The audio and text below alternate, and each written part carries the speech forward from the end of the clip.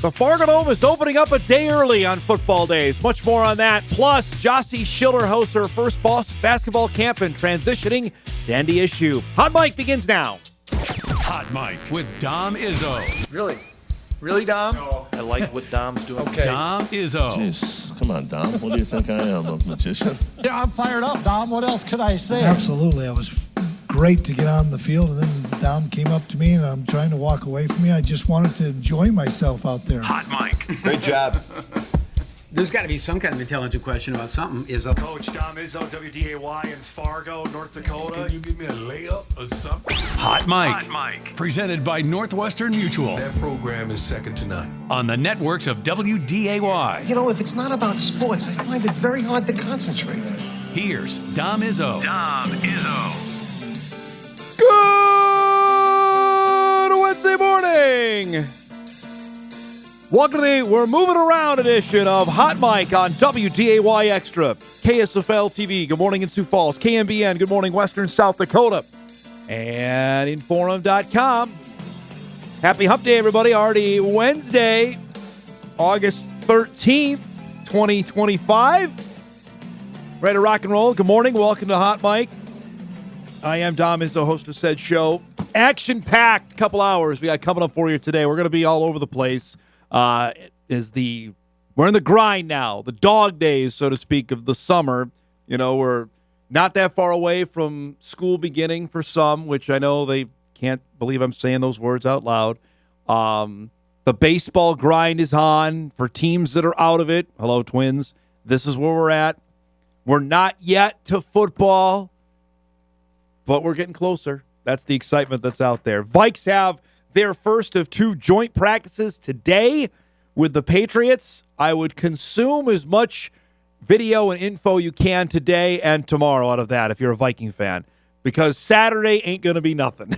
There's nothing that's going to take place on Saturday that's going to be illuminating about the future of the team. Everything is going to happen over the next 2 days, which for those that are pining for 18 regular season games and no more preseason, more of these, I would encourage them to televise them then. That's the one thing. If we're not going to do the starters in the preseason games and more of these are coming, then at least one of them's got to be televised. And coaches don't want that because they don't want to give away anything, but that would be can we make a deal there? Because whatever Saturday is going to be is not going to be filled with any starters, specifically for the Patriots and the Vikings. I can only speak of that. But that's what we got coming up there. The Vikes made a couple moves yesterday. Brian Asamoah is done. Bring up that stat later on in the show when we have time, because the entire draft class, Kwesi Adofo-Mensah's first draft class from 2022, donezo. There's nobody left. I'm not a great draft mind, but that's not ideal. We're not talking 2019 or 2017. I'm talking 2022, 3 years ago. They're all gone. More on that coming up later on in the show. I mentioned we were on the air yesterday when the news on the Dome broke in terms of what tailgate options are going to be and a little bit of changes for NDSU. I want to get more into that coming up here in just a little bit. Also, as we mentioned, we're well into fall camps getting going now for both North Dakota and Minnesota. We'll chat with a couple of those teams coming up as well later on in the show. I am obligated, apparently, to tell you what happened with the Twins last night. But I can tell you, if you didn't watch after the first inning, you were A-okay. Because there was the same.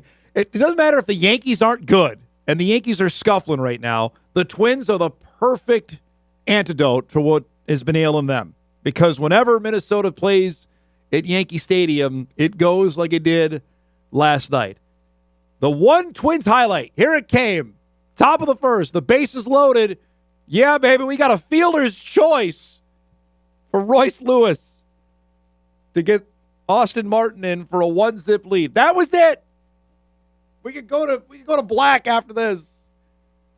Aaron Judge comes up, bottom of the first, on Travis Adams, who was the unlucky participant to start the game last night as the Twins went with a bullpen game. I don't know if Judge got all of that one. Holy Christmas. 425 feet, tie the game up. Anthony Volpe comes up. Now watch Jazz Chisholm there at second base. I got to ask our guy Strecker on this because I don't know how, as a former pitcher, he would feel about that because Chisholm is giving Volpe where the ball is going to go, what he's throwing, and he connects on a 3-run home run. Again, watch. See, he's pointing. He's going to be thrower. He's going to throw it. You get beanball wars out of that. That makes it 4-1. Giancarlo Stanton is healthy and hammering the ball. We've seen that over the last week for the Yankees. My dad would tell me if Stanton is going, the Yanks are going to be tough to beat. That was 447 feet of a home run. Then he goes the opposite way. 2-run single, blows the game open, made it 8-1 Yankees at that point. They'd add another one for insurance in the bottom of the 8th. They had a lot of fun on the Twins last night. Stanton, I did not know this, is the all-time Marlins home run leader still. 9-1, the final last night. The Twins held, all I can think of is Bob Uecker. One hit. All we got is one GD hit. Can't say that on the radio. Yeah, well, Austin Martin was it. And then they didn't get anything after that. Rocco said after the game we were in the game. Was he watching the same game that I was? And I didn't watch much of it. 1 run on 1 hit and 1 error. Literally, that is the first hitter of the game got on base, and then they didn't get another hit the rest of the game. Not great. Also not great. Nice stat there. They've given up 7 home runs so far in this series. I think we've shown them all. 9-1, the final. Twins are now 7 games under 500. And I guess I'm more intrigued on what happened during the Volpe at bat, because that's, if we can re-rack that guy, that'd be great. Because I'm really interested, because the hardcore baseball types would tell you that's taboo. You don't if you're going to steal signs, which I guess is not against against the rules, but there's payback for it. So that could happen in the game tonight, because that was shown on every highlight reel last night, and it's going to be probably shown again today. You see Chisholm is pointing to Volpe where the ball, like what he's going to throw. And if you know what's coming, you can do that. I mean, so what happened? How do the Twins respond tonight to this? Would be awfully intriguing to me, because that was baseball's a heck of a lot easier if you know what's coming before it's thrown. Not a great baseball mind, but I can tell you that if you know what the pitch is coming, then typically you could probably hit it a long way. And that's what Volpe did yesterday.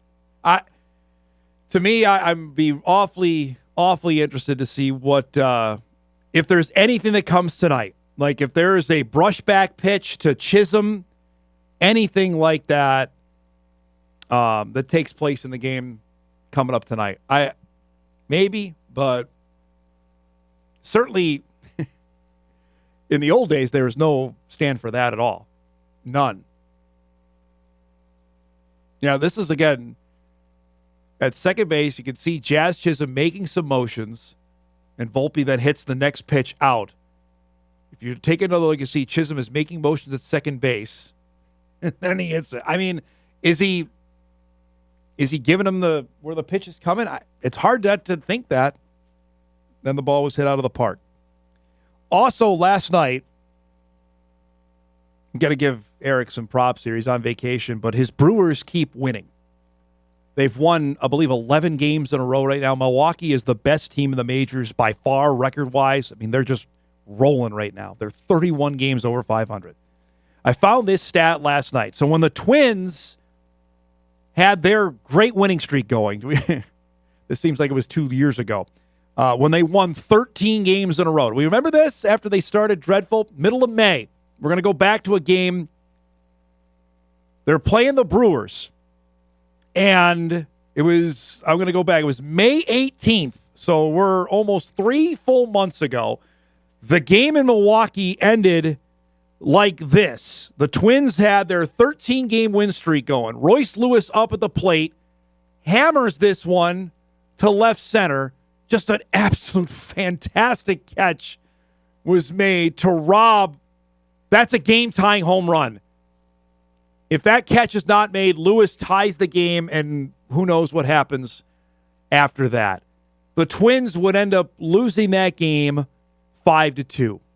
Since then, Minnesota is 30-42.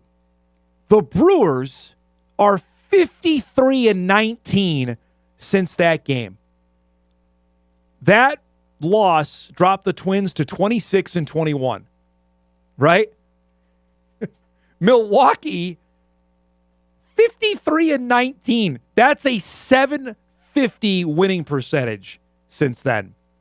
That is unreal. And I think Eric and I talked about it after this game. Like, the Brewers were scuffling. At that point, Milwaukee was 3 games under 500. They were 22-25.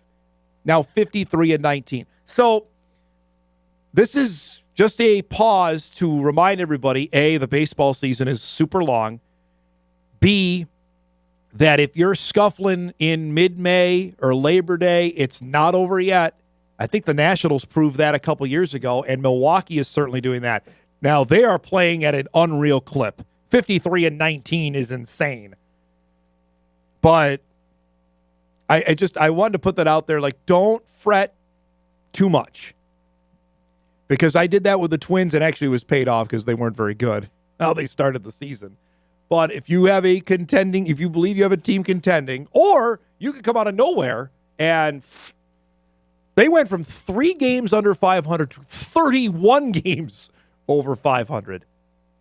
That's remarkable. And the Twins, for their part, as we mentioned, they were 5 games over as of May 18th. Kyle, what are they now? 7 under? Is that what the record is now, I believe? That's not great.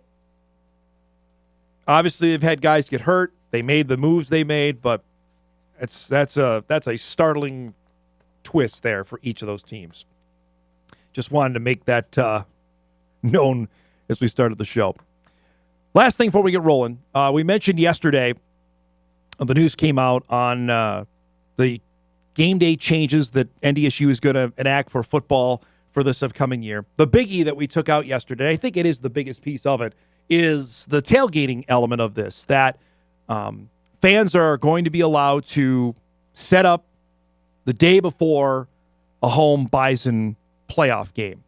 Now, I had a couple of viewers reach out to me after the show was done yesterday because apparently they had received an email about this a while ago on exactly what this was going to entail. And they got a notice that said on July 10th that all regular season games except October the 31st and November the 14th, setup only, need to be out of the lot by 7 o'clock, no alcohol consumption, and all setup is at owner's risk. So that answers the one question that we got yesterday. Now, why the 2 games that they can't do it? That's because of the Minnesota high school football section championship games that happen on Halloween this year. Halloween's a Friday.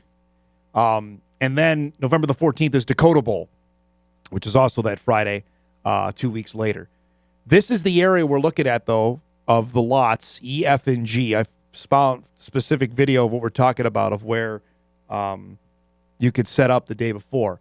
And to me, I mentioned it yesterday, long overdue on this. I think, frankly, they probably missed the boat on it by a couple of years when, you see there's open spots there in tailgate. There were 2016, 2017, there was no open spots whatsoever in the tailgate lot. There just wasn't.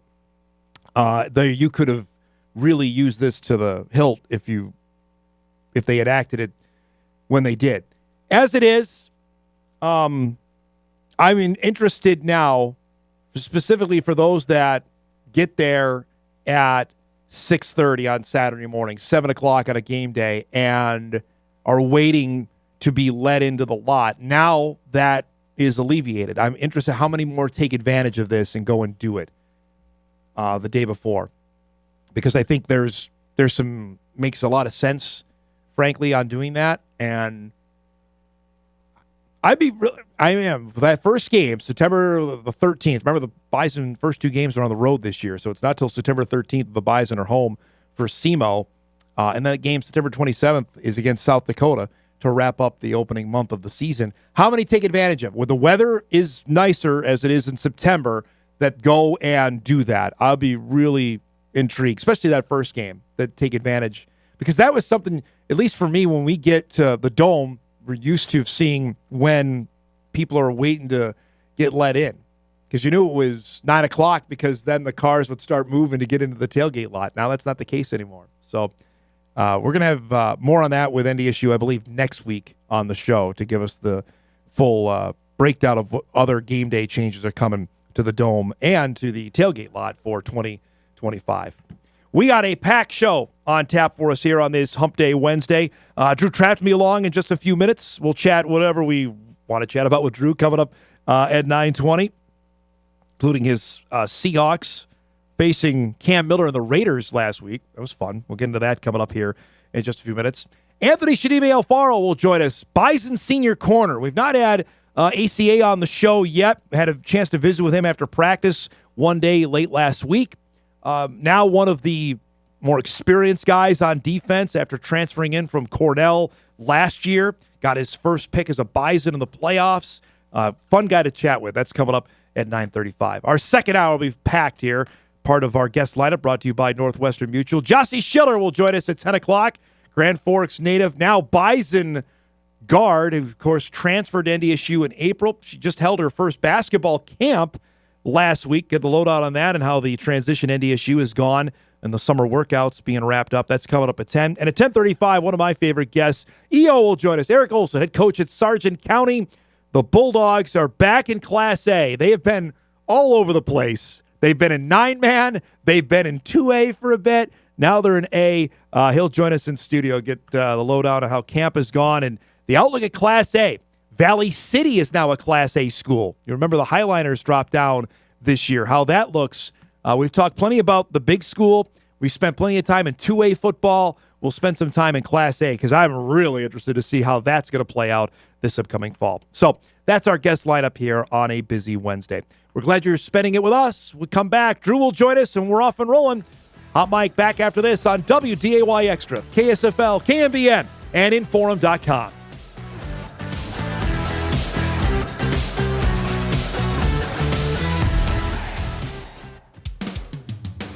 The biggest Seahawks, Sounders, and Mariners fan in the FM area. It's time for Views with Drew. All right, you want to start your official gloating on the Mariners? It's a good day. Because you were ready to bury them. I was just talking about this in the first segment. Yeah. You know, the Brewers were 3 games under 500. Yeah. Now they're outrageous. Yeah. Eric's going to love this. I'm giving him all sorts of praise as he's on vacation. In all fairness, though, mine is draped, cloaked in 20 years, 24 years, 24 years, not that I'm counting, of just like unimaginable disappointment. You know, year after year after year. Well, see, this is fitting because Ichiro went into the Hall of Fame. Yeah.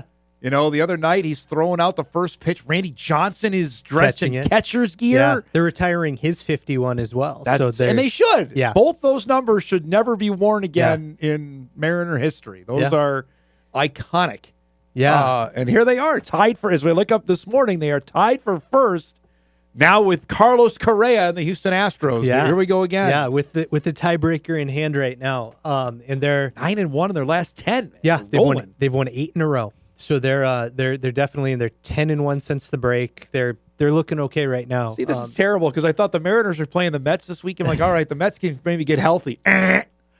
We'll see. Something's got to break. They're not the Brewers, these Mariners, but they're good, and it's been really reinvigorating, just to have this team to cheer for, because as Mariners fans, we're so conditioned to not have anything to root for at this time of year. You know, we had a good year a couple of years ago, and then it's just been disappointment other than that. And so to have something to pay attention to in August, be relevant in August, right? that's That's nice.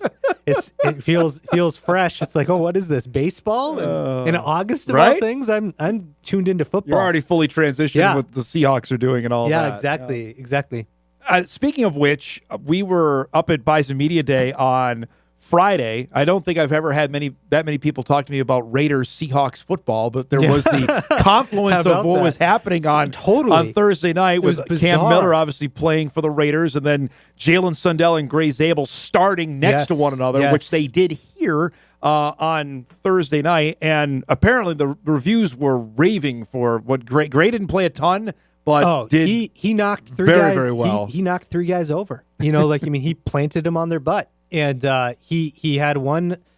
He went up against Max Crosby on one play, and it was amazing. And you should. Seahawks social media was just aglow. That Gray's, it's like retire the guy's number now, sort of thing. And he and also there was a healthy amount of get him off the field. Yes, and so he played his 2 series, and they're like, get him off, get him out of there. And he was great. He had a great debut. Sundell is, I think the whole book on him, his entire life has been he's just kind of underrated. Yep. Heading into camp, Mike McDonald, the Seahawks head coach, said, yeah, he's going to compete to start at center. And I thought he was every bit as good as Gray was, and he, I'd love to see him win that job. And I think he's got a good shot at it. And even if he doesn't, he's going to get some significant snaps this year. Yeah. And he's he was great. How about Cam's first completion in the NFL going to Tommy Millott of all people? That was pretty cool. It was a bummer to me. I stayed up to watch the game. It's obviously it was Pete Carroll being back in Seattle. It's too, like there's so much juice. Geno Smith coming back. Jamal Adams, who we both have history with. Yes. He's on the Raiders. The Raiders are basically the, Seattle, Southwest now. But so there's a ton of reason to watch, but I was like staying up that second half to watch Jalen Milroe, the Seahawks rookie quarterback, play. Yep. And then I was like, when is Cam Miller getting into this game? Which, by the way, was way too late. I'm not sure what Carroll was thinking of playing Aiden O'Connell three what you have in the guy. He kept throwing picks. You definitely know what you got. Yeah, and Cam was incredible. Cam was really good. So poised. Yep. And that stadium, they actually, because it was a Raiders game, Pete Carroll was coming back. Geno Smith is coming back. It was still packed. They had a full house, and that is not typical of a Seahawks preseason game. Or of anybody preseason game, right, in the fourth quarter. But it was actually kind of loud in there from what I heard. I think Gray Zabel even said something after the game like, whoa. They brought some noise. And so for Cam Miller to go in and do that, I thought it was very impressive. His touchdown pass was kind of like just jaw-dropping, it was really good. To pull the trigger like that, that quick into getting into your first NFL game and to recognize all of that. Because Mike McDonald's defense, is notoriously tricky. Right. He disguises so much coming at you, and he'll give you the same look and then bring pressure from, just like all sorts of different directions. On purpose, and I'm sure he was playing with them a little bit. And so for Cam to do that, kudos to him, because that was really impressive. The thing is, I've long lamented preseason ball. I'm not the first. You've done it as well. Oh, yeah. And eventually, whenever they sign off on getting to 18, we're going to have one less of these games. But these are important for the guys, not the first round picks, not the second round picks, not even the third round picks, but rounds 4 through 7. If these games go away, when they go away, I don't know how coaches evaluate these guys getting on the field or how they're going to look. Yeah, and I was thinking of another rookie this year, Junior Bergen from my Montana Grizzlies. He's playing for the San Francisco 49ers. He was drafted in the sixth round. I believe so, yeah. And he had a great punt return, but it's like how many opportunities, and that was exactly what I was thinking. I'm like, how many opportunities is this guy going to get? And so it's like if he didn't pop off in that first game, the only reason he's on that team is to return. And so it's like if he can't make that statement in that, and punting is kind of a, it's a crapshoot. It's just like it's you're not going to necessarily get your opportunities there. And we were talking about it off the top too, that now with the joint practice, like the Vikes are having their joint practice with the Patriots today and tomorrow. That's going to be the deal. Yeah. So then I would tell the NFL, if you're going to get rid of the televise these practices. At least one of them. Yeah. Because then if and the owners aren't going to sign off on that because they're losing the game. Like you mentioned, Sure. there were Yeah, the 60,000 people Yeah. at a preseason game Yeah. that they're not going to say we're Yeah. done with preseason football. I would say as the hardcore fans out there, can we see these? Because this is the only time I'm going to see J.J. McCarthy play. Sam Darnold, the only time he's going to get out and play is joint sort of practice. significant snaps at all. And you know the NFL could still sell. I mean, people will watch it. Yep. In droves, Yep. people will watch it because they watch the combine. You know, they they do. watch. You know, like they watch things that aren't football. And so Yep. if you give them that access, and that feels like an insider thing. You know, it's like, hey, we're going to give you this sneak peek that you've never seen before. They'll be all over that. Yeah. You know, and the access would be different to coaches and players during those sessions. You could probably mic some more guys up. I think that'd be a hit. I mean, look at Hard Knocks, for crying out loud. Right. Like, people love that sort of drama, and that'd be fun to see those drills and those scrimmages. Craig Haley put out he's doing each of his predictions of the FCS leagues. He did the Big Sky late last week. No surprise, Montana State's 1. Yeah. Grizz are 2. This is what he wrote. Ooh. The Grizz have a late opener, September the 6th. We talked about that. So Second they just week of the opened camp. season. They just Yeah. opened camp Last week. Yeah. But their schedule is comfortable. 8 of the 12 regular season games at home. And Tip of the hat of Ken Haslam on that. They don't by go the way. on the road until October. Just wild. So that, you know, I mean, it's soft. It's a soft start. They get Central Washington right off the top, you know, which they have a relationship with that school. Stop playing DQs. Going back way, way far, and I don't know why they're still doing it. You know, Indiana State, North Dakota, you know, they can. Yeah, that's right. UND and Indiana State are their other. I mean, UND beat them non-conference last year though Yeah. in Grand Forks, Yeah. so it's not a gimme. It's I mean, in it's Missoula, not the same man. team, but It's in Missoula. That would be on the rank of stunners in the FCS Yeah, season if for UND sure. were to win that.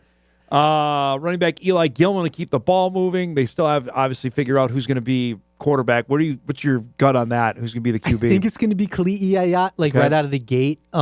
Jake Jensen they got from USC, right? He's been in a quarterback competition before down there, and I mean he wasn't really seriously considered. He didn't get many snaps or anything like that. He's played some community college or JUCO ball. I just think it's Kali'i. Like he's got too much experience at this point, and their whole offseason program with him was basically built around the idea of slowing down the game. And that was like, you'd watch him play and it's like, oh, this is way too fast for him. He has the talent. He has all the talent in the world. He could be a great quarterback. And if he hits, the Grizz could be a tough team. Yeah. But that's where I'm leaning right now. He adds the defense. You just pointed this out. The defense lost all 11 starters. I didn't even. I don't know. I've never heard of that before. Yeah, Lost everybody. and they only have like 2 or 3 guys who have like played significant snaps. You know, like so it's going to be. Boy, I don't. And that's what like last week we were talking about the poll coming out, and the Grizz were like ranked 7th, right? Yep. And it's like. That's about as high as they could possibly be. Like that's nothing but respect for that program because I think like if they were anybody else, I don't even think they're in that top 10 conversation. You know, preseason they have one preseason All-American and it's Eli Gilman. And it's like pretty good luck. to start. Yeah, and it's like good luck leaving that guy off the list. Right. But it's like that. This is the Montana Grizzlies. You know, they've put 160 guys in the pros. Yeah. Like. You know, it's like for them to have one preseason All-American is like, it's a little like, okay, here we go. Yeah, Bobby Houck went heavy on transfers, including safety Micah Harper from BYU, linebackers Elijah Tolbert from Eastern Illinois, Peyton Wing from Portland State. I don't know if you're relying on guys from Portland State. Yeah. That's not a great idea. But sophomore quarterback Kyan Loud is also primed for a breakout season. So it's a lot of new. They do have 3 returning offensive linemen. So that's good. You want that. And you're going to run the ball. You know that with Bobby Houck. Like he's going to run the ball a lot. And so that makes me feel like with that soft schedule, if they could gel, you know, it's like that's what you're looking for in that first month of the season. Then we'll see what the Montana Grizzlies could be this year. But I mean, it's, you know, UC, they don't play UC Davis. And you know, they're the other team that a lot of people are talking about in the Big Sky. So that's, it'll be really interesting. I'm looking forward. I know we talked about this a little bit last week, and I talked about with Sam Herder on the show on Monday on the going forward, the conference deciding to play a league game to start the season. how that goes. The Big Ten did that a while Yeah. ago. None of the coaches like that. They hated it. That right out of the chute, it's not like Central Washington. No, like, hey, okay, yeah. Montana may have, who knows how the schedule's going to go. You may have to go to Northern Arizona. Mm-hmm. You may have to go play Northern Colorado. I don't know. But it's God's be good you're playing Northern Colorado. But you know what I mean? Like, it's just different when it's a league game to start the year. I don't know, man. That's different. You want to know your identity. And, Correct. And that's, and that's not going to be the case. It's a different feel if you're 0-1 to a non-conference. If you're 0-1 in the league already and you got work to do. That's a huge hole. Tough, to have to dig right out of the chute. Especially because those games, quote unquote, value more in the eyes of the bracket and all that. That's tough for some teams. They have to climb out of that. So, I'm not like a you huge want fan of Southern that idea. Utah.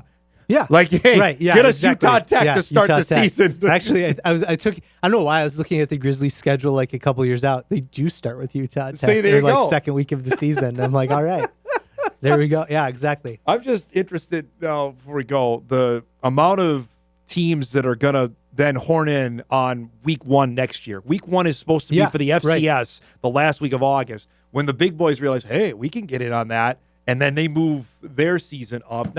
Now we're talking like the third week of August. We're going to start college football, and camp will start like right after the 4th of July. Yeah. Like pretty much, it's going to be no summer. Like that's. I was reading actually, really for us TV nerds, the new NFL Network ESPN deal. Yeah. On how that's going to work with the college football playoff and ESPN owning the NFL Network games. Yeah. Because the NFL is going to say, no, you're not. Yeah, you're not going to give them. We're this not window. giving them away. Yeah. And then B, we want. Yeah.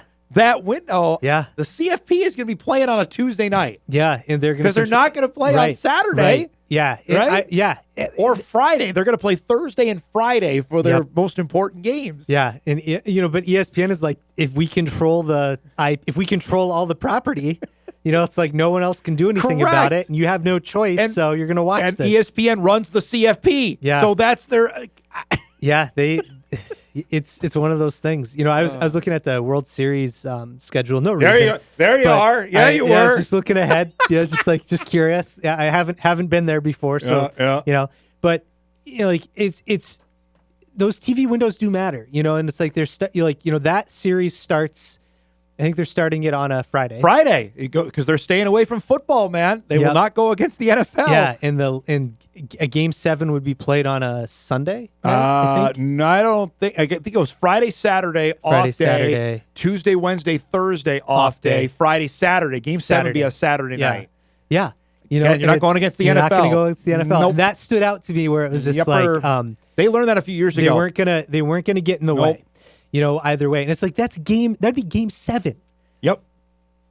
Of the World Series. I don't and it's like you can't ask for more drama than that in a sport. Game 7s of baseball. You're absolutely but unless it was Yankees Dodgers, right. I think it'd still lose to Sunday Night Football. Totally would. Even if it was like Houston Chargers and Jacksonville. Bucks, right. Yeah, it's like it's like that's it's the NFL is the NFL. Great to see you, man. Thanks for coming by. Appreciate it. Thanks for having me. Drew Trafton joining us each and every Wednesday. I think we may have some news on Twins ownership. We're going to chat about that, and you'll hear from ACA, Anthony Shadimi Alfaro, about now starting on the Bison cornerback room. That's coming up. We come back on Hot Mic right after this.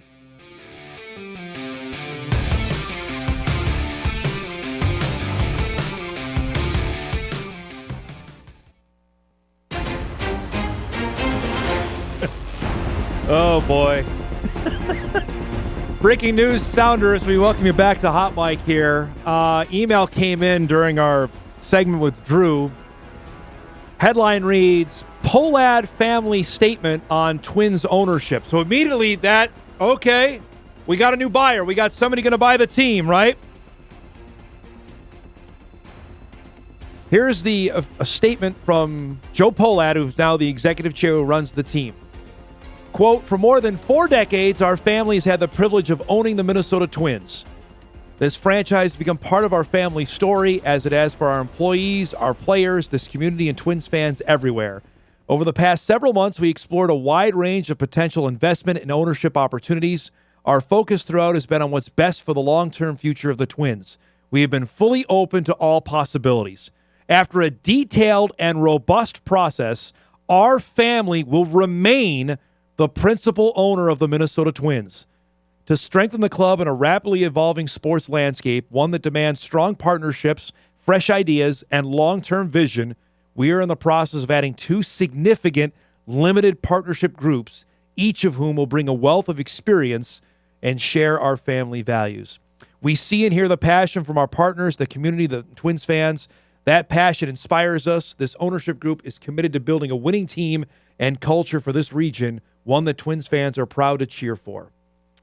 These transactions are subject to approval by Major League Baseball. Once the approval process are complete, the Minnesota Twins and the Pohlad family will share additional details regarding the limited partnership groups. So I think Kyle probably maybe not show the replies yet on that. There's already 228 replies on the tweet that went out 7 minutes ago. Yeah, it's going to be a dumpster fire. This is from this is from the Star Tribune, who's reporting on that. Joe Pohlad talked to them. I don't think we could have imagined a better outcome than where we landed. We found 2 great partners that have already developed some pretty solid relationships with them. There is alignment in how we see the Twins moving forward and also our belief in the future of baseball in Minnesota. So I feel happy this sale process has come to an end and thrilled with the partners we have brought on. Okay, so we were in this spot, whatever it was, after the season ended, when we got word that they were going to sell the team. And we spent a good couple segments on it, probably a good show on it, on what this could mean going forward and turning over a new leaf of the franchise and all of that. And now here we are 10 months later, and the family, and it's their right. I mean, Glenn Taylor tried to do the same bit here, has decided they're not going to sell. So I can feel the Twins' frustration, fans, already, and this news is fresh, because what obligation are they that they're going to put any money into the team? We just saw what they did. They made every move to cost cut 2 weeks ago. They decided they weren't going to invest any money in the team over the last 2 years after they won a playoff series. All they've done is cut. And now they're going to say, we're hanging on. Rob Manfred, the commissioner, kept saying that the team's going to be sold. Like, what information was he getting? Like, why the quick 180 on this? We remember that they were valued. They wanted $1.7 billion, right? We just saw the Tampa Bay Rays go for that much, and nobody was willing to go to that. Justin Ishbia his brother is the guy who owns the Suns, the Phoenix Suns, he was in the mix. That happened late winter, early spring. And then he pivoted and bought part of the White Sox. And then we've just been sitting out here with nothing. So apparently they're going to keep going with what they're going with. I just cannot imagine that this is going to be well received by anybody that is a fan of the baseball team because of what has happened over the last 2 years. It's hard to imagine that. Yeah. Reaction is going through it now, and it's not good. Another Pohlad family decided not to sell the Twins after all. They'll take on new partners, but will retain control of the team they've owned for 41 years. Yeah. So here's a couple other responses on this. Unless the new partners mentioned that statement or bring a significant cash infusion that is used to improve the team, things are about to get really ugly. If payroll is $110 million or under, the Twins will finish bottom 3 in attendance next year. Calling it now. We talked about it yesterday on the attendance story, was front and center on the Star Trib about they're expecting the worst year of attendance at Target Field since it opened in 2010.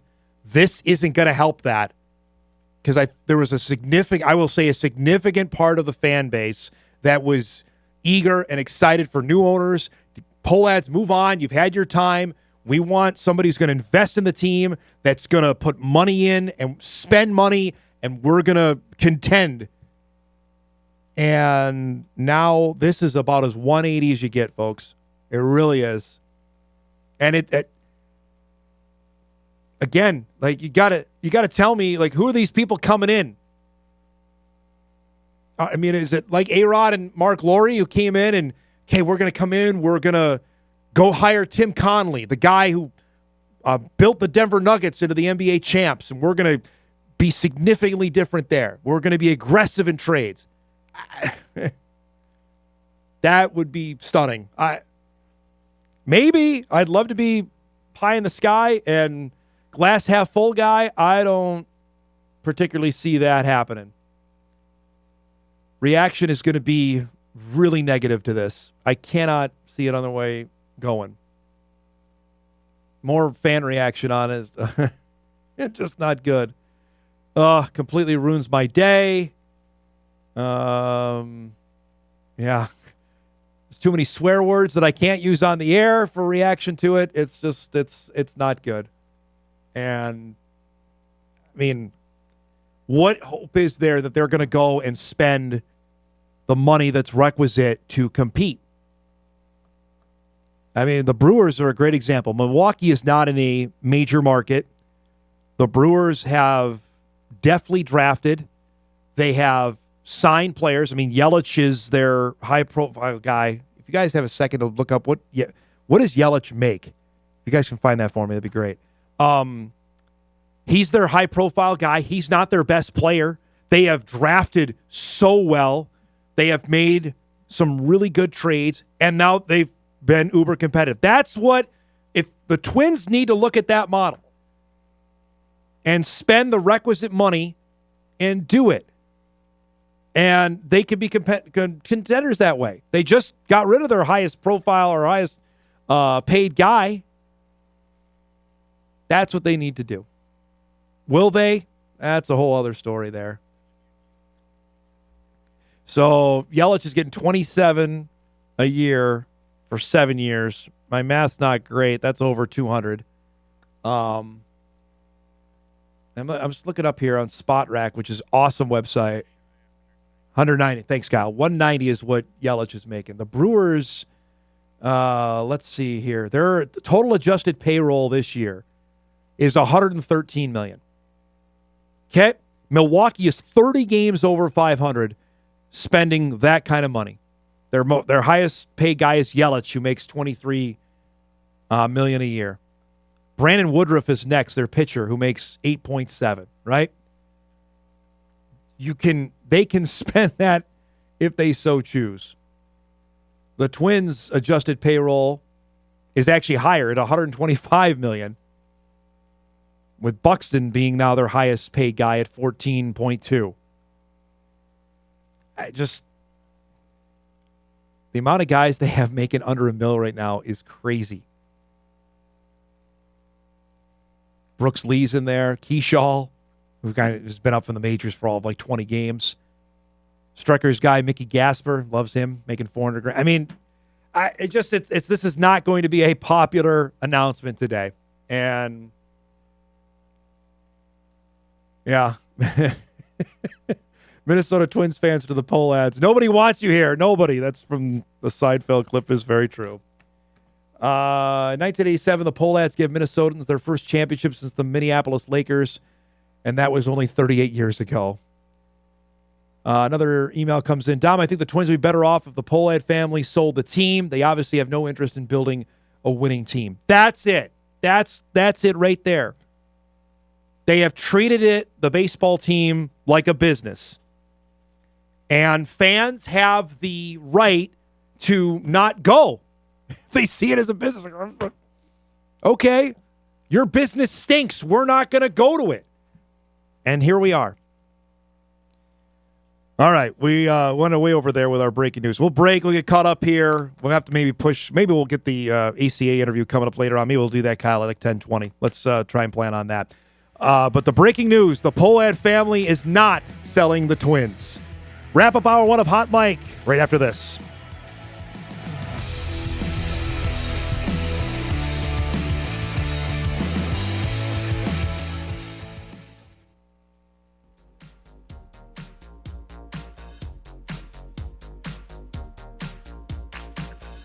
Welcome back, everybody. Real quick segment here before we get to our second hour. Kyle's been combing social media on the Twins' reaction, which has been, like we thought, brutal. Email comes in. I think this is dead on. Dom, either the Pohlads got cold feet or nobody came close to offering their asking price, or both. I think that's spot on. Another email just came in. Dom, my optimism with the Twins and Major League Baseball is gone. If you think attendance will be bad next year, wait till 2027 when there'll probably be a work stoppage. Yeah, that's great. That's exactly right, though. Let's do a couple more here. Yeah, this goes back on the Manfred thing. Because remember, Manfred at the All-Star break a month ago. Dom, you have to wonder what the heck happened, didn't happen, or changed since Rob Manfred said this at the All-Star break. This is an exact quote from Manfred. I know some things that you don't know. Always a great start. I can tell you with a lot of confidence that there will be a transaction there, and it'll be consistent with the kind of pricing that has taken place. There will be a transaction. We just need to be patient while they rework. What? There wasn't a transaction. I mean, if we're thinking that the limited partners are going to give what? I mean, yeah, you know some things we don't know. That's exactly right. We didn't know they weren't going to sell. But, yeah, so, again, this is just vicious coming. Another email. My assumption is the CBA getting closer caused the market to be soft, but they had good money with minority groups. Though we'll probably never know true details, I'm guessing some of the Pohlads got bought out completely, and now we'll get more of a true operating approach. Maybe. I mean, that's pie in the sky talk there. Maybe that'll be the case, that the limited partners can run the baseball side of it. I don't know. It does not sound promising. We'll get more on this coming up later on in the show. We got a break, though. We come back. We'll start hour two. Jocie Schiller will join us. Grand Forks native, now Bison guard on her transition NDSU and hosting her first basketball camp. That's coming up. We start hour two on a Wednesday morning after this.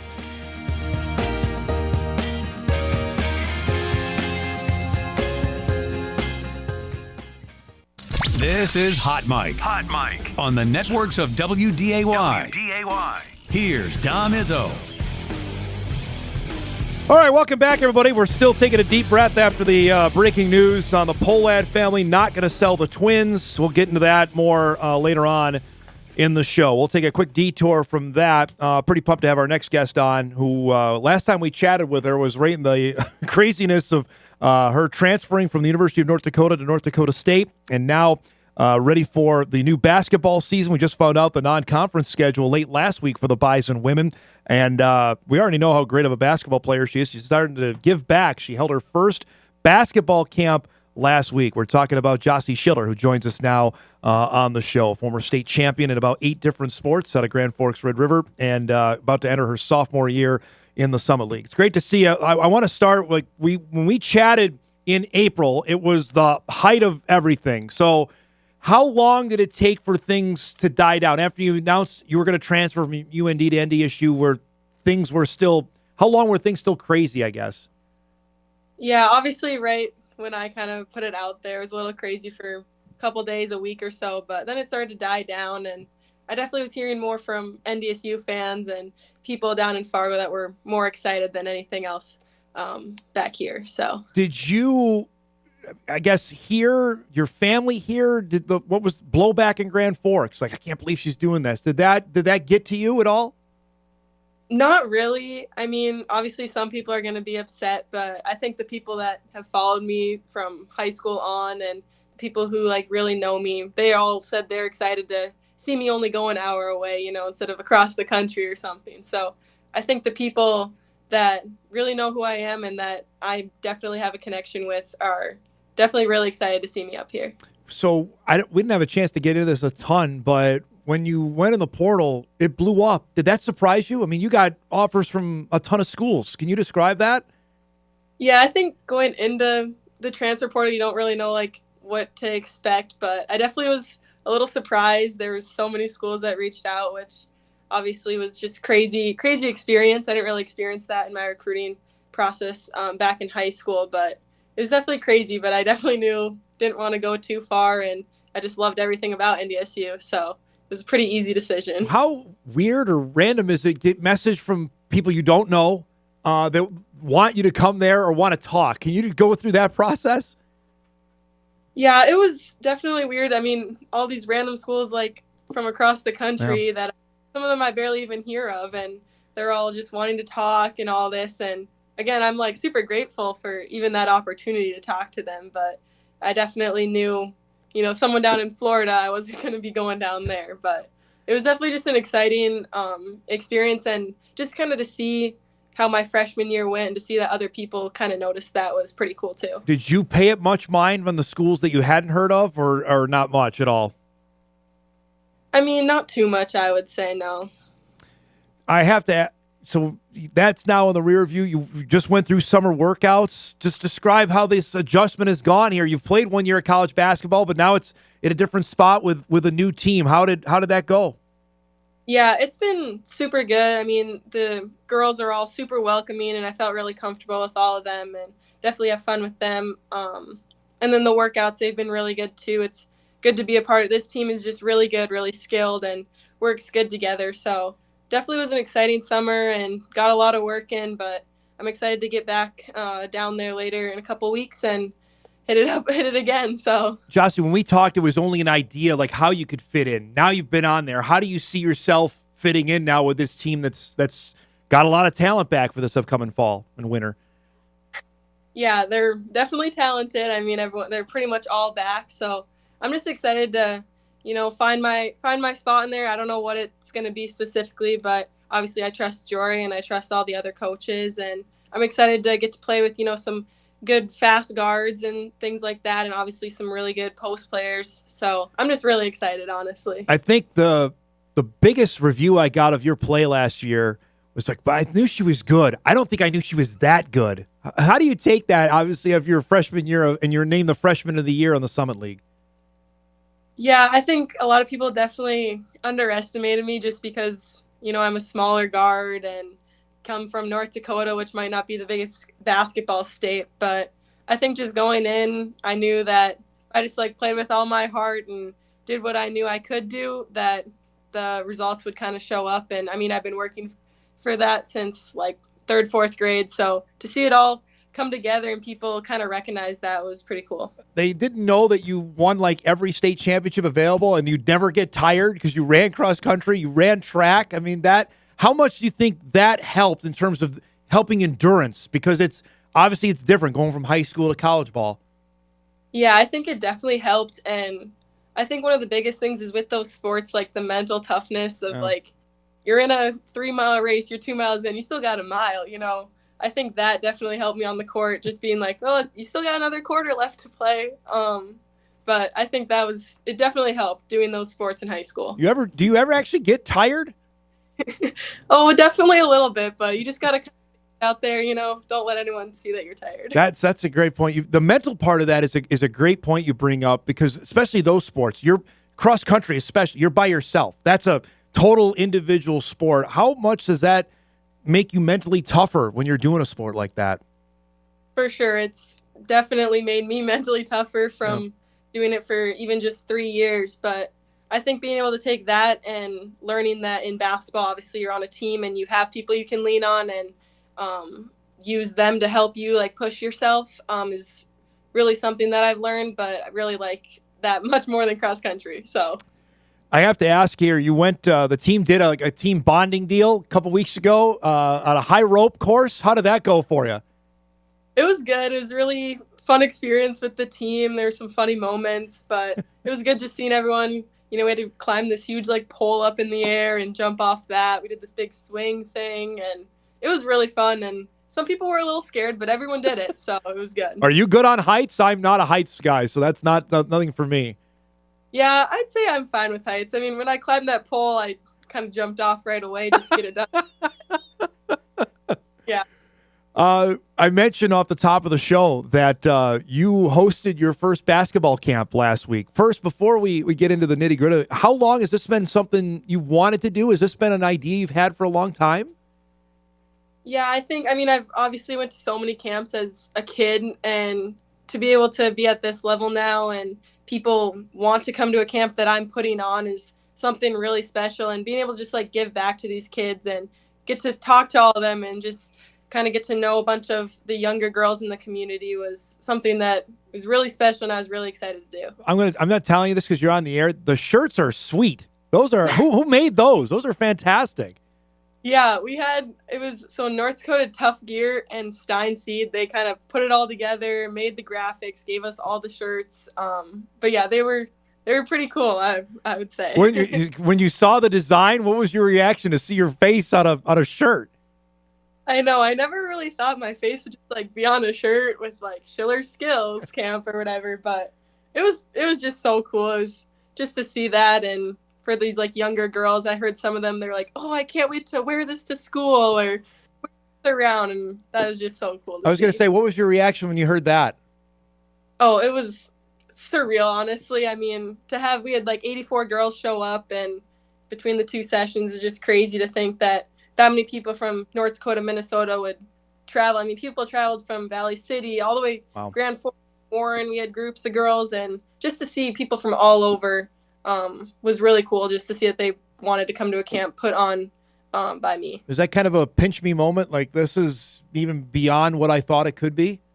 I would say so. I mean, when I decided to do the camp and when we kind of were getting it all together, I didn't know how many kids we were going to do because I did it with Corey Lorenz and his Buckets training. And originally we were like, well, maybe we'll just use where he does his workouts, a little gym. But then we had to move it all the way to big Castleton High School and use both gyms and had a lot of people there. And yeah, it was crazy. So give us the age range you were working with and what drills, what were you doing during the camp?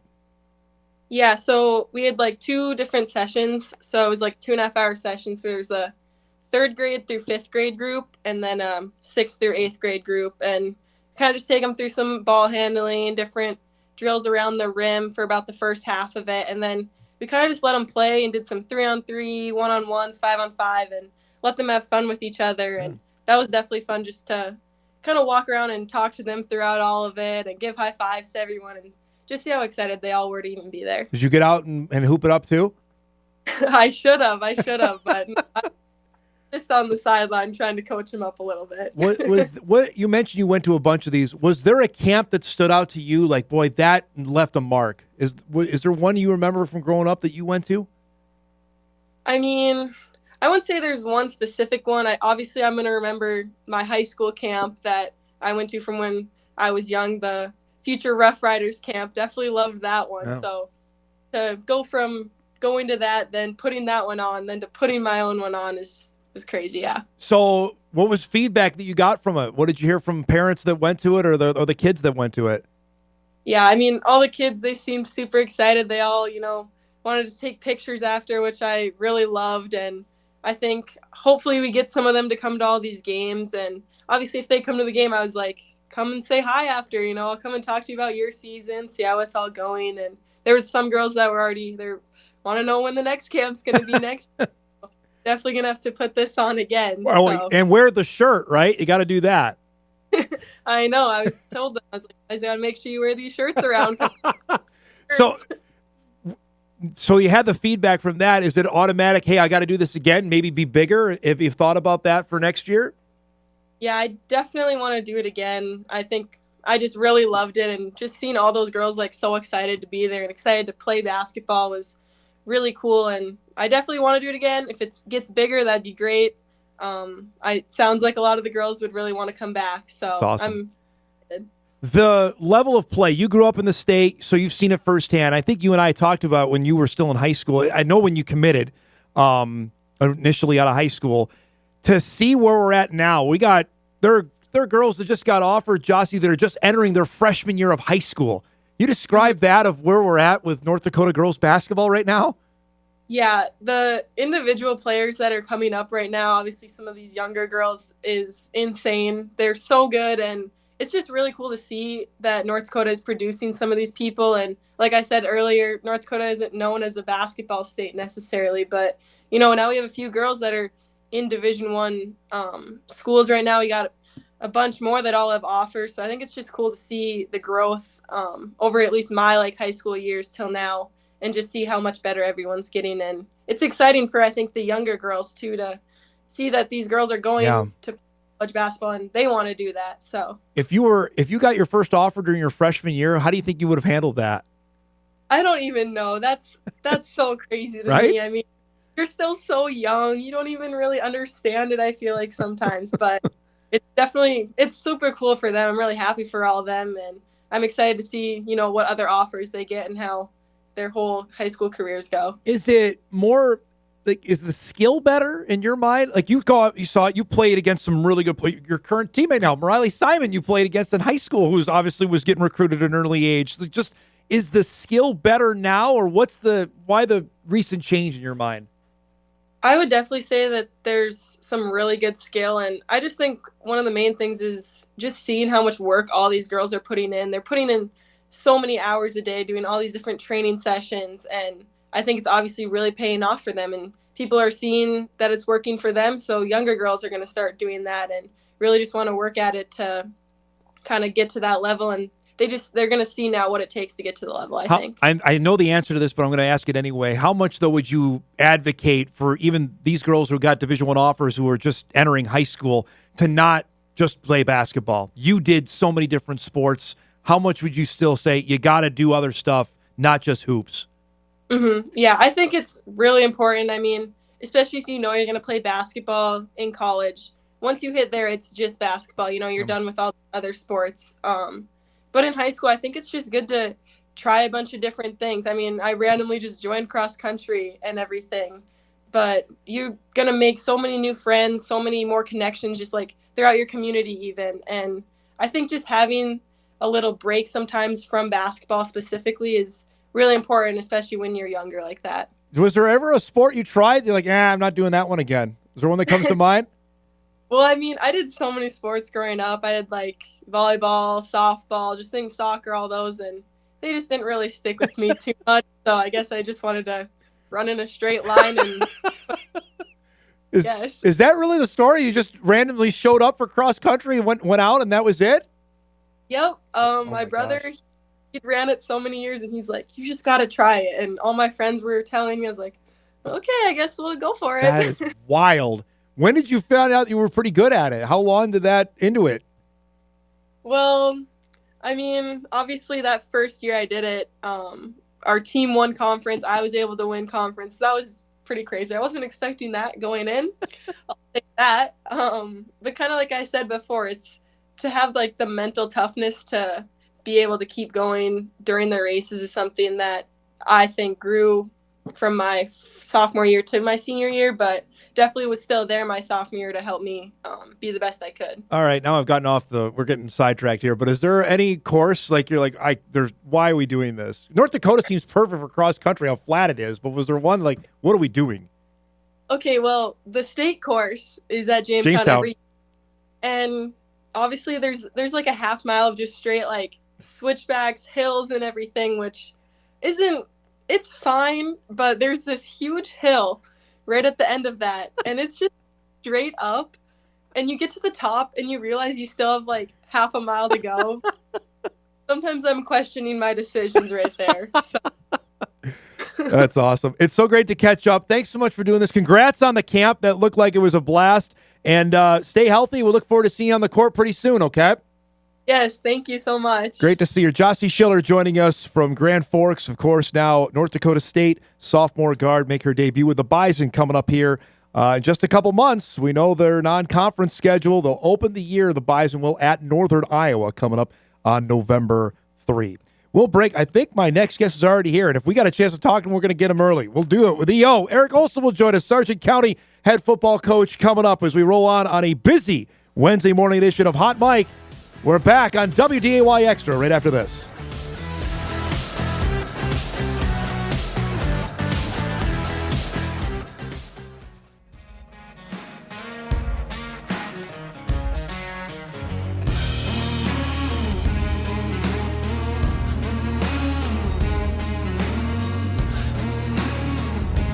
All right, welcome back, everybody. Wednesday show rolling on. Our next guest got here early, which is even better because I could spend about 2 hours talking with them, who joined me on a broadcast way back when. EO, right? We did the Shrine Bowl together, right? Can I tell a story about Do broadcast? it. Let's roll. Let it roll. So was it 2014 or 15? You brought me back to the production truck, and I kind of joked around, and I said, so where's the 7-second delay button in case I drop an F-bomb or something? And your production crew did not take, there wasn't a whole lot of humor with that. So I realized right then that, no, I guess I can't screw around. Eric Olson joins us here, Sargent County. I still call you Milnor Sargent. Can I do that? No, Sargent County. Why can't I do Milnor Sargent? Because people in Foreman are going to get mad at me? Sargent County Bulldogs. That's Foreman, what we Havana's going to get mad. No. My boss is from County Havana, Bulldogs. so... You tell Stacy, it's Sargent County Bulldogs. You're wearing your Twins hat. Did you hear the news before you came in? I was just just on our way over. What do you here think? And, yeah, I think there was a response on there saying goodbye World Series. Anytime World Series. I'd look for playoff berth, right? Playoffs. Yeah. Just it's a complete 180 of what I think your face right there is exactly what Twins fans' reaction is today. It's a little bit disappointing, but maybe there's something down the road coming. We'll see. I don't know about that. We're optimistic, right? Yeah, you have to be. It's the start of a new season in football, so that's. I want to save our next segment for your team, but we were visiting off air and we talked plenty. And you've been obviously in the Coach Association forever, been president for a while. Where we're at. And I talked with your good buddy Mike Zier, was on the show last week, getting ready for midnight football. Classes in Minnesota and North Dakota always is hot topic. This year, I think, especially with the amount of movement. We mentioned Horace is up, Kindred and Central Cass, teams that you used to play, now moving up to the 2A. There's a lot of teams now in Class A. Valley City's in Class A. Lisbon.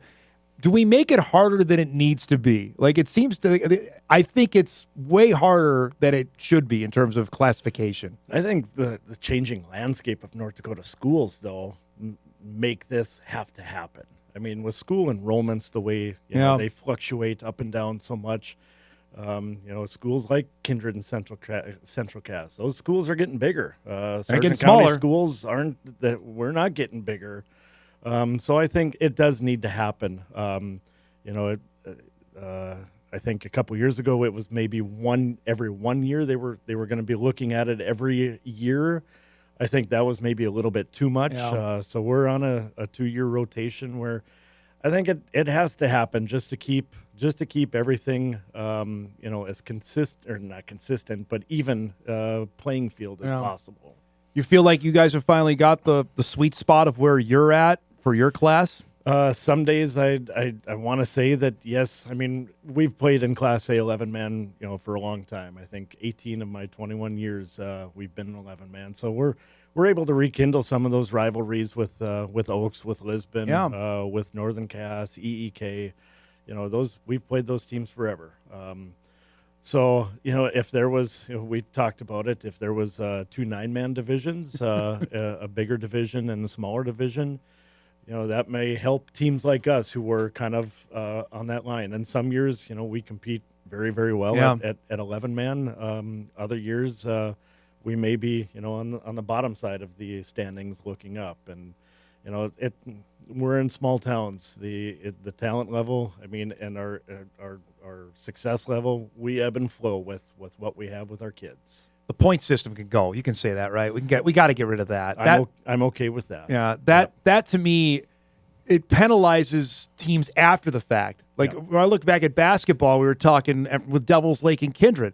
Okay, when Devils Lake's studs graduate after last year, how good are they going to be if we're going to force them up to play in the EDC and they're going to get curb stomped because their best players are gone? Yeah, the points I would be okay with that.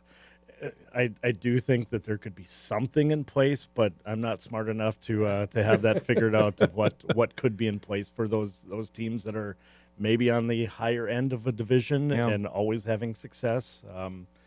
I don't know. I'm not that guy to make those decisions. You are an administrator as well. We're 2 years now into basketball with 3 classes, and we're going to start volleyball this year. the anticipation for 3-class volleyball? What have you heard around your neck of the woods? Well, we're in an area with Central Cass and Kindred and Oak Grove. Right. So, much like basketball, when those teams went up to that middle division, it really opened up things for. It was good timing for both our boys and girls of making the state tournament in 2023, and I think volleyball, it'll give some of the smaller schools a chance.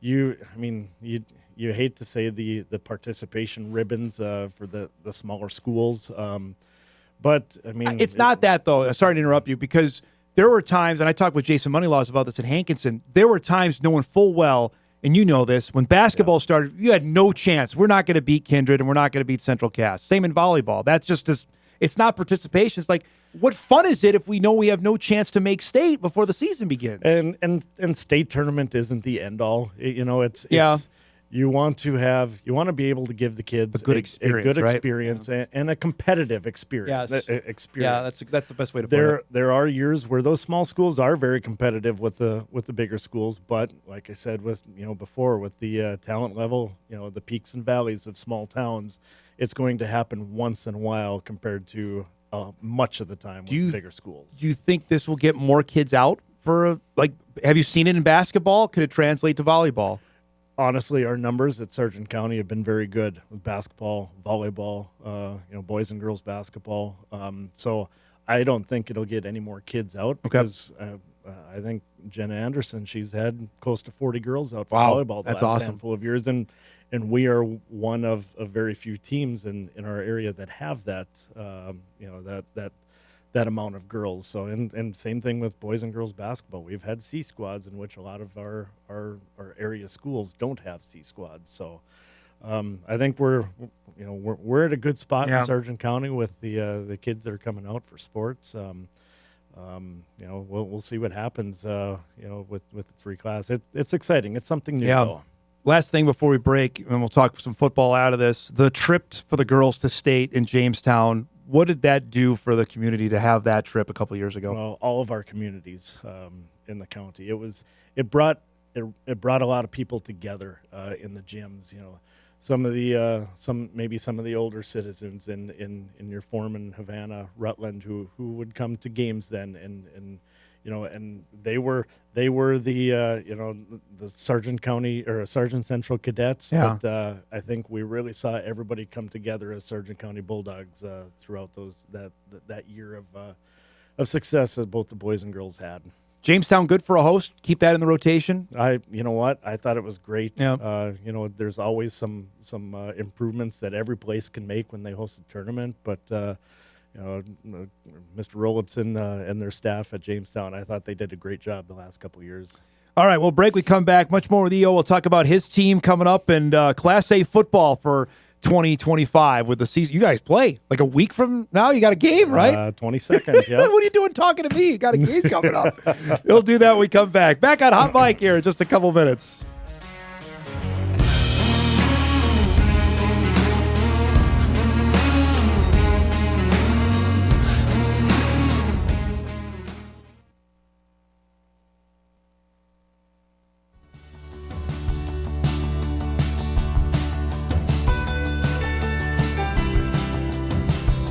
Welcome back, everybody. Hot Mic rolls on here. Final segment, joined by Eric Olson, head coach at Sargent County, opening up a week from Friday.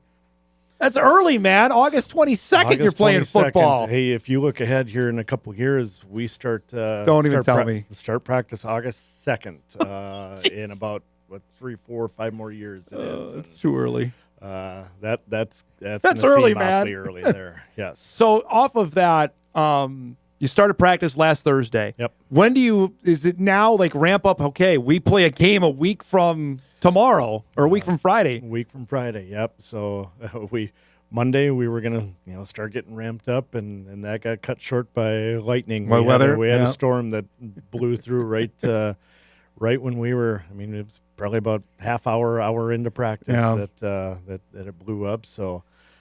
Picture day was yesterday, so that made practice a little bit abbreviated. So yeah, there's a little bit of the urge right now at practice now today. You have been doing this over 2 decades. You still get the butterflies, nerves, excitement. What are the emotions still you get closer to opening night? You don't sleep the night before the first practice. You don't sleep the night before the first game. So yeah, I mean, there's if you're a competitor, I mean, there's always going to be the nerves and anxiousness. And I tell the kids that prior to that first game is if you don't have butterflies, you're not ready to compete. So yeah, it's a fun time of year. You still mowing the field yourself? You still do that? The or have you hired that out? The janitors do it throughout the summer, but once season hits, it'll be painting time here next week. Or not next week, the following week, and that's a full on process. So is that something you wanted yourself, or how did that tradition come about? You know what? I've always said, if a mistake is going to be made on the field, it's going to be by me. So the boys, they'll be able to tell you that I'm a little bit on edge when it comes to painting, and you need to double and triple check because we do have the players help us now on Wednesday at the end of practice, and you double and triple check before you spray paint down because it's hard to get paint off a grass once you put it down. So we haven't had any 05 yard lines. But I've seen enough pictures that I said gives you nightmares about it, right? That's right. Just it's something about your field. I'm not saying that because you're here. It's one of my favorite stops to go to, just on a Friday night, especially when you get to late September. And there's a little chill in the air. The amount of people that go, it's just one of those.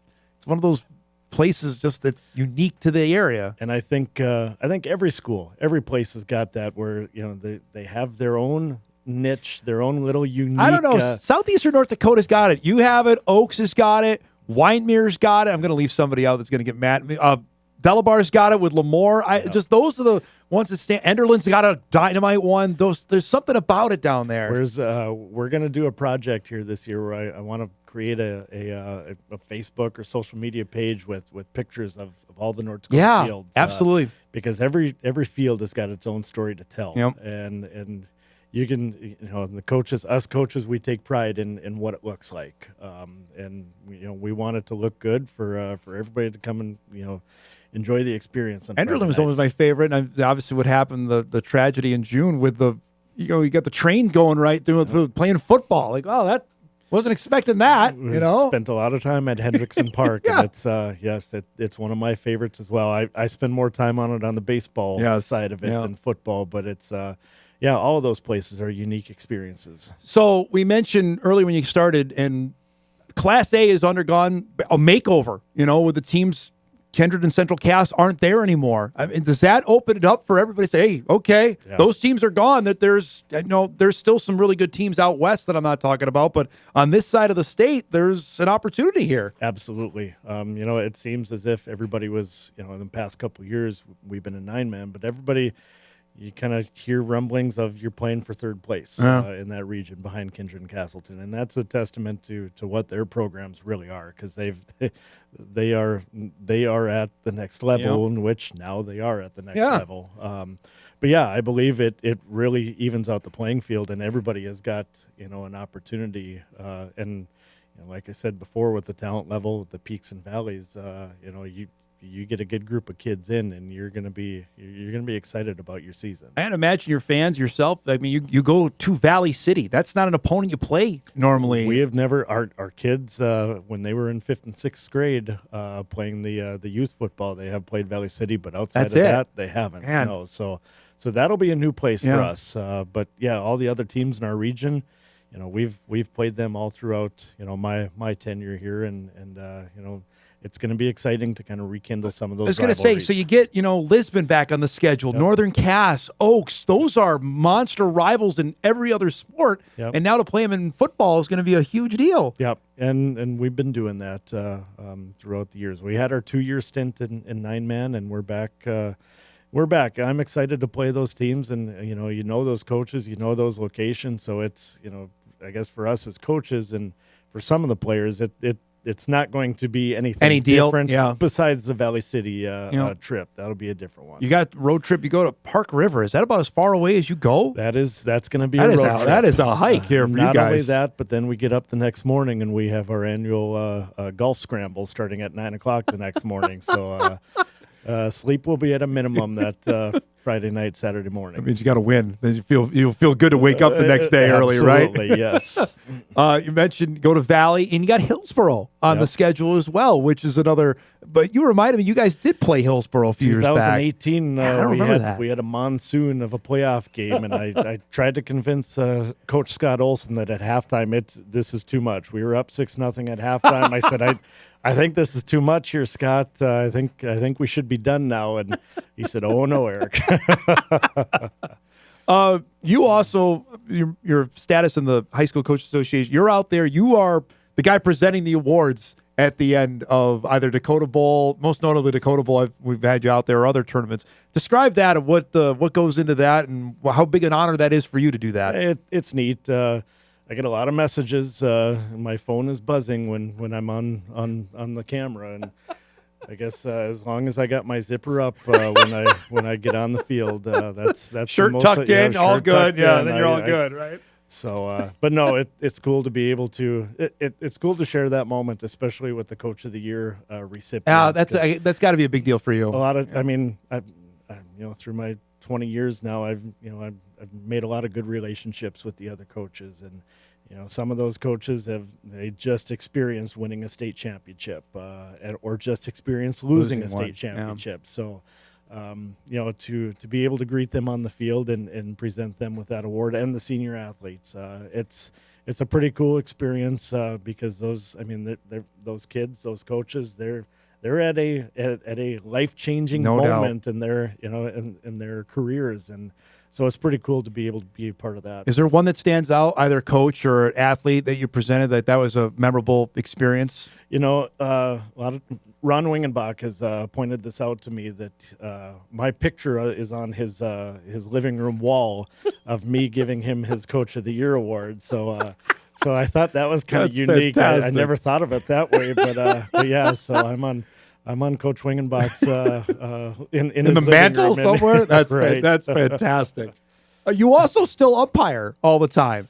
How big of a passion is that for you? I'm on year 23 of baseball umpiring, and we have a lot of fun. We've got our own group, the Underland Umpires Association, and we cover a lot of the Southeast North Dakota, it's given back to the sport that I grew up enjoying playing when I was in school, and you know how it is, officials and umpires. It's at a premium right now, and it's cool to be able to, make relationships on that end too, of going to the small towns in our area, and it keeps me a little bit young again. There are some days that are better than others, and some days I want to become a fair weather umpire where I'm only going to do it when it's 70 degrees and nice out. But no, we have a lot of fun with it. What's the hardest shot you ever took? There's a couple. I've taken one right between the eyes. Really? Where the catcher forgot to put his glove up. Oh, my gosh. We talk about that. So just a thrown pitch, and he didn't get it. Pitch, oh man, it knocked you out? No, it knocked me to the ground. I did take one. I was in the field. I took one to the shin, a line drive from a career home run hitter at VCSU. Now it's a Joran. Well, Joran Hamry will appreciate hearing this story on the airwaves, and that put me out for a little bit, but.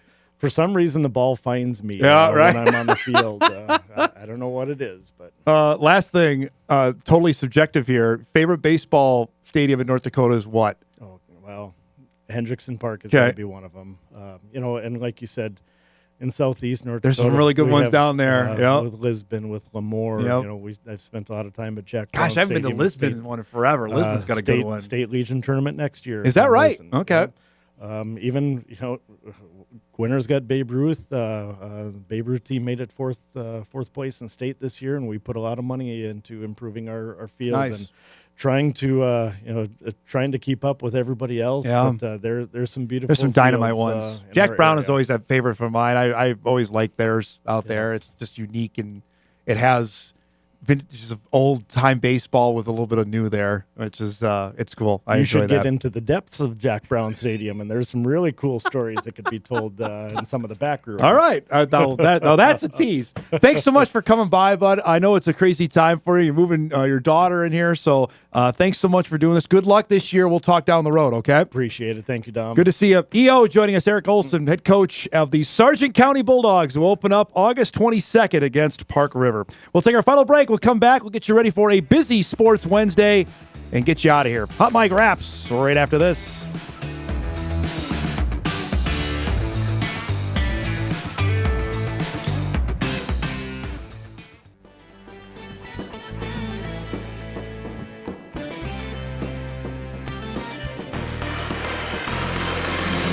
All right, wrapping things up here on this Wednesday show. We're already on the back half.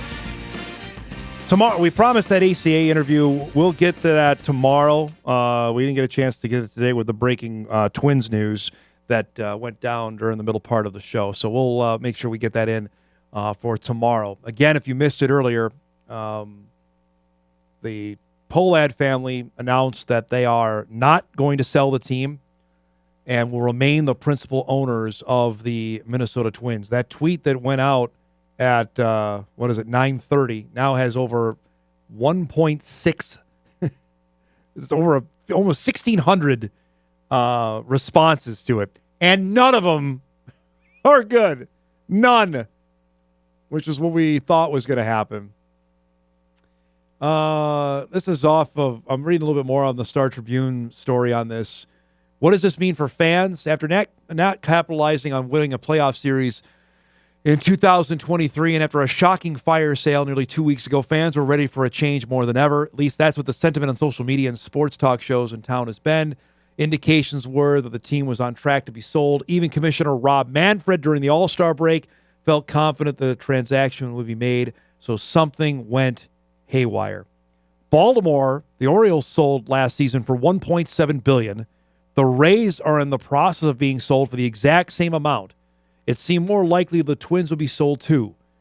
But remember, the Nationals and Angels went on the market in recent years, only for both to be pulled off after several months. So these things happen. That's probably not going to placate Twins territory. No, it is not.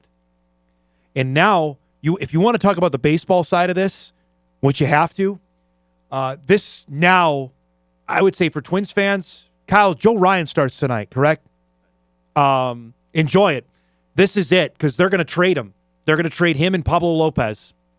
Unless there's some infusion of cash that these new secondary owners are going to have, they're not going to be on the team next year. There's no way about that. This is a little bit more from the Strib here. Pohlad declined to say how the end of the sales process will affect the 2026 payroll, telling the Star Tribune's Phil Miller that those discussions will take place in October. Great.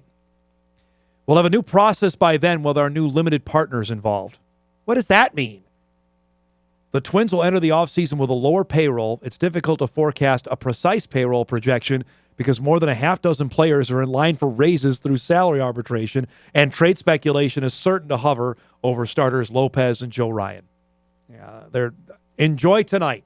Ryan's pitching tonight against the Yankees. So how many starts he has left? What is it, August 13th? He's probably got 7-8 starts left. Enjoy him, folks, because I don't think he's going to be a Twin next year. Here's a little bit more from the Star Tribune. We don't have time for this, but the headline goes, trade decisions surprised ownership. What? Those are truly primarily baseball decisions, Pohlad said. It certainly set us up for more financial flexibility, but they were primarily baseball decisions. Nobody believes that. Stop it. There's no way trading your 5 best relievers was a good baseball move. How dumb do you think we are? Just stop it. All right, let's do some what to watch before we get out of here. Come on. No one believes that.